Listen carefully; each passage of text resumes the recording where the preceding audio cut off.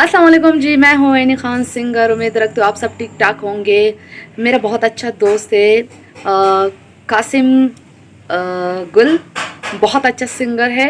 और उसके दोस्त की बहुत खूबसूरत सा चैनल है, टीवी चैनल है जो वैसे की आवाज़।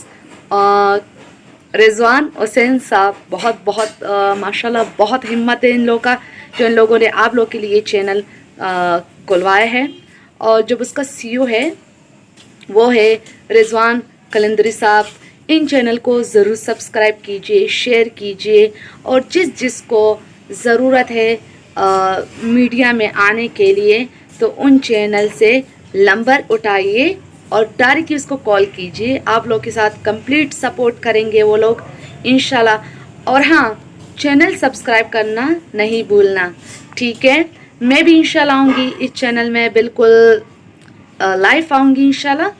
लेकिन फ़िलहाल के लिए इस वीडियो में मैंने जितना आप लोगों को बताया है इस पे फोकस कीजिए और सब्सक्राइब कीजिए चैनल को। Thank you so much, bye.